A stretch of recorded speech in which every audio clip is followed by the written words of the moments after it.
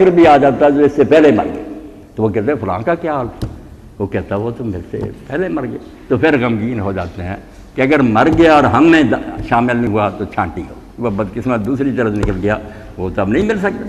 اس لیے آباد ہے دنیا۔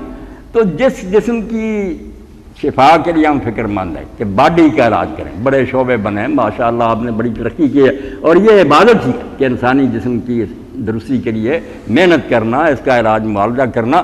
دین بھی کہتا ہے غذا، اور دوسری طرف ہنیا لفظ ہے کہ بچاؤ، کہ ان چیزوں سے پرہیز کرو، یہ نہ استعمال کرو۔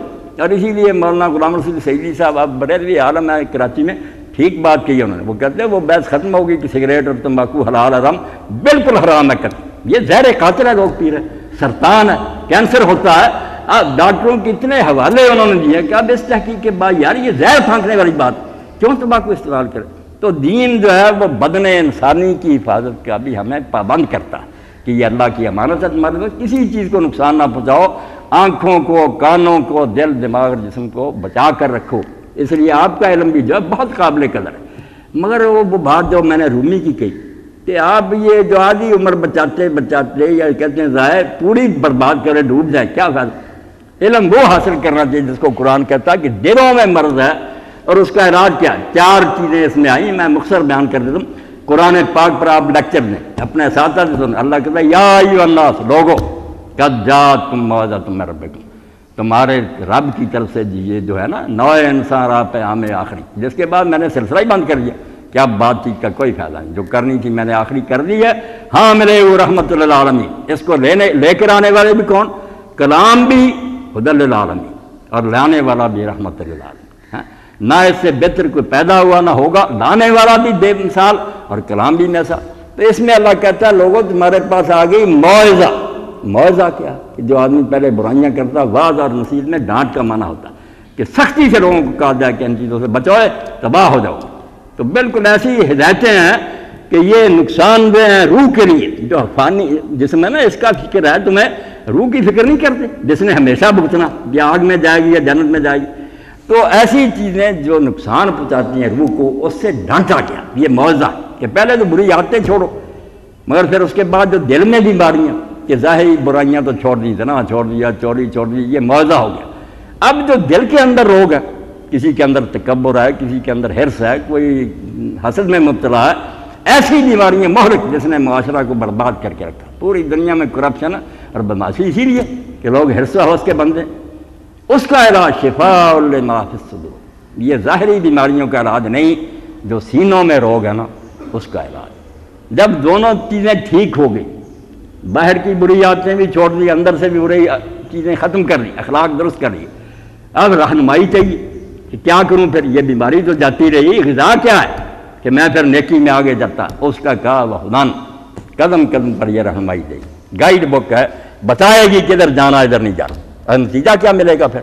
انجام کیا ہوگا؟ وہ فرما دیا رحمت للمومن، جو مان جائیں گے اس پر چلیں گے، اس ہدایت کی پیروی، ان کے لیے رحمت۔ یہاں بھی وہ معاشرہ رحمت کا مستحق اور آخرت۔ 4 چیزیں آ گئیں کہ برائیوں سے سختی سے روکنے والا، دلوں کے روگوں کا علاج کرنے والا، اور پھر رہنمائی کرنے والا، اور آخرت میں اور اس دنیا میں پھر رحمتوں کی بشارت دینے والا کہ خوشیاں خوشیاں، اللہ کی مہربانیاں ہوگی۔ تو یہ کلام اللہ کے رسول علیہ السلام لے کر آئے، آپ نے یہ ہمیں پہنچایا، اور اللہ کے رسول علیہ السلام نے یہ صرف کتاب نہیں پہنچائی، کتاب تو یہ بھی اللہ کر سکتا تھا۔ کفار یہ کہتے تھے اگر اللہ کا کلام تو فرشتوں کے ذریعے باندھ لے، کوئی ہوائی جہاز آئے، کتاب گرا دی جائے، اللہ کی مہریں لگی ہوئی ہیں، ساری دنیا مان لے کہ واقعی آسمان سے آئی، کیسی بات تھی؟ کافر مسلمان ہو جاتے۔ مگر اللہ تعالیٰ نے کہا نامرادو، اگر صرف کتاب تقسیم کرنی ہوتی تو یہ کام ہو جاتا، میں آسمان سے گرا دیتا، تم کتاب پکڑ لیتے۔ مگر کتاب پر پریکٹیکل کر کے نمونہ ذکر کون دکھاتا؟ کتاب کے بارے میں جھگڑے شروع ہو جاتے کہ اس کا یہ معنی ہے، یہ معنی کیا بنتا ہے؟ کتاب جو ہے نا اس کا جو خواب ہے وہ شرمندہ تعبیر نہ ہوتا، پریشان ہو جاتا، کوئی کچھ معنی۔ اب بھی یہ حال ہے، جو رسول کو درمیان سے ختم کرنا چاہتے ہیں، اللہ کی قسم وہ اتنی گمراہی میں مبتلا، بنے دانشور ہے، آپ کے ٹی وی پر آتے ہیں، بڑا پروجیکٹ کیا جا رہا ہے، مگر نامرادوں کا حال یہ کسی ایک بات میں بھی متفق نہیں ہو سکتی۔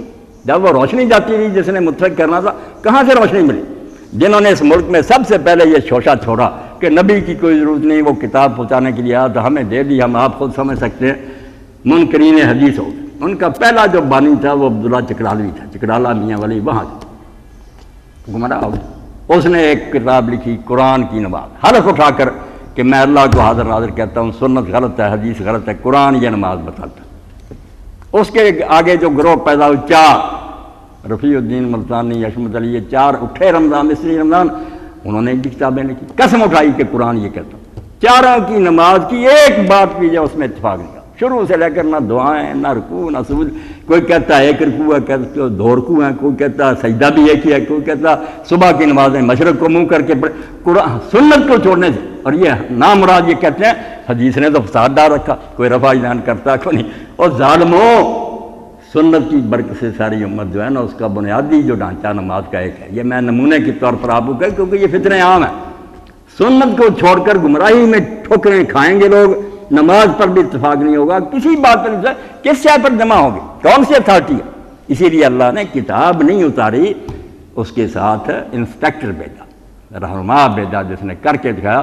قرآن نے کہہ دیا نماز جو ادا کرو، مگر اس کی رکعتیں کتنی ہیں، کون سی چیز پہلے، کیسے کرنی، اللہ کے رسول نے کرنی۔ اب لوگ پوچھتے ہیں کہ اختلاف کیوں؟ اختلاف جن ظالموں نے ہے نا اس کو پھیلایا ہوا، مولویوں نے، وہ دشمن ہیں دین کی، یہ جانتے ہی نہیں کہ دین جو ہے نا اس میں جو بنیادی باتیں نماز کی وہ ساری دنیا میں گھومتے۔ میں گھوما ہوں سارے فرقوں کا مجھے علم، یہ مسکت الرحمان جو ہے یہ آبادیوں کا ہے، وہاں کے قاضی اور سلطان آبادی خارجیوں کی شاخ ہے، خارجی صرف اس علاقے میں، وہاں کے بادشاہ بھی خارجی ہیں، وہاں کے قاضی بھی، علماء بھی، سارے نماز اپنے طریقہ پر پڑھتے ہیں، تفسیریں لکھی ہیں وہ بھی میں نے حاصل کی۔ یہ کچھ علاقوں میں شیعہ حضرات، کسی جگہ اہل حدیث ہے، کسی جگہ سنی۔ بھائی آپ اتنے لوگ بیٹھے ہیں دنیا میں بھی گھومتے ہیں، انسان ہی سب کہلاتے ہیں، کسی کا قد چھوٹا ہے، کسی کا بڑا، کوئی خوبصورت ہے، کوئی بدصورت، مگر ان پر سارے پر انسان کا لفظ نہیں بہت زیادہ، انسانیت میں مشترک۔ اسی طرح نماز جو ہے نا اس کے کچھ حصے ہیں جن کو کہا جاتا واجبات ارکان، کمپلسری، لازمی ہیں، جن کے بغیر نماز نہیں۔ جیسے انسان کی میں نے مثال دی، وہ ساری دنیا کے مسلمانوں کے ایک، اس میں کوئی اختلاف نہیں ہے کہ ان کے بغیر نماز نہیں۔ وہ شیعوں کی نماز میں بھی ہے، اہل حدیثوں کی بھی ہیں، بریلویوں کی بھی ہیں، دیوبندیوں کے ہیں، خارجیوں کے ہیں، ایک کہ نماز شروع ہوگی تو اللہ اکبر سے شروع ہوگی۔ یہ تکبیر تحریمہ سب مانتے ہیں کہ رکن ہے، اس کے بغیر نماز نہیں چلتی۔ اس کے بعد کہ یہ نماز اگر تندرست ہے تو فرض نماز قیام کی حالت میں پڑھے گا، کھڑا ہو کر پڑھے گا۔ تیسری بات کہ اس میں سورہ فاتحہ اور ایک سورت پڑھے گا، رکوع کرے گا، پھر سیدھا کھڑا ہوگا، پھر سجدے میں جائے گا، پھر اٹھے گا، پھر دوسرا سجدہ، پھر درمیان میں بیٹھے گا، آخری رکعت پر بیٹھے گا، پھر سلام کہے گا۔ یہ وہ اجزاء ہیں۔ جیسے باقی اگر اختلاف دیکھیں تو انسانوں میں اتنے بچے بچیاں بیٹھے، کوئی گورا، کوئی کالا، کوئی بد شکل، کوئی، اس لیے اختلافوں کے بعد سب کو انسان کہتے ہیں۔ یہ حصے جو میں نے کہے ان میں سے کوئی گم ہو جائے پھر نماز نہیں ہو، پھر کوئی اور ہی ہے بات۔ اور اگر یہ موجود ہیں تو باقی سارے اختلافات جو ہیں وہ یہ ہے کہ درخت وہی ہے، شاخیں جو ان کا فرق ہو گیا، کسی نے کسی نے اپنے طرف سے نہیں گرا۔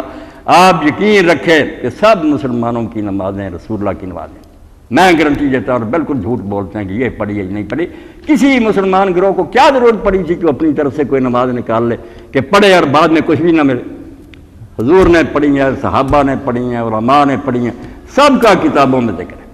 آپ مصنف ابن ابی شیبہ اٹھا لیں، آپ تمیز ابن عبد البر کی اٹھا لیں، آپ دیکھیں گے کہ بڑے بڑے تابعین جن پر سنت کا مدار ہے، جن کو ہم اہل سنت کہتے ہیں کہ چاروں اماموں سے پہلے سارا دین ان کے پاس، مدینہ میں سعید بن مسیب تھے، کوفہ میں ابراہیم نخعی تھے، بصرہ میں حسن بصری تھے، محمد، سارے ہاتھ چھوڑ کر نماز پڑھتے۔ کون کہتا ان کی نماز نہیں ہوتی؟ بیوقوف لوگ کہتے ہیں۔ سب جانتے کہ ہاتھ باندھنا صرف ایک اچھا کام ہے، ورنہ اگر نہیں باندھتا نماز میں کوئی خلل نہیں، وہ ارکان ہونے چاہیے۔ پھر یہ ہاتھ یہاں باندھیں، ذرا نیچے باندھیں، ناف کے، سب کی روایتیں، باندھنے والا چھوڑ دے یا یہاں باندھے۔ امام شافعی باندھنے کے قائل ہیں، مگر وہ کہتے ہیں اگر کوئی لٹکا لے اور سکون کے ساتھ کھڑا رہے بالکل وہ نماز اس کی درست۔ جو باتیں بالکل غیر ضروری تھیں کہ کھانے کے سلاد اگر ہو جائے تو سلاد اچھا ہے، کہ کھانا اگر نہ ہو تو کھانا تو ٹھیک ہی، نمازیں ٹھیک ہیں جب ارکان اور شرائط موجود ہیں۔ دوسری چیزیں زائد ہیں، کوئی کر لے تو بہتر ہے، نہ کرے تو کچھ نہیں ہے، اس کا نقصان۔ یہ تھی حیثیت ان مسئلوں کی جس پر مناظرے ہوئے، ان گنت کتابیں لکھی گئیں، ہر مسجد میں یہی فطور ہے اس کی نماز نہیں ٹھیک ہوئی۔ بھائی کس کی نماز نہیں ٹھیک؟ کس کو کہو گے کہ وہ اس کے منہ میں آگ دینی؟ اگر کوئی امام کے پیچھے فاتحہ پڑھتا، یہ حضرت عمر پڑھتے تھے، ابو ہریرہ پڑھتے تھے، عبادہ بن صامت، اتنے چوٹی کے لوگ، جو نہیں پڑھتا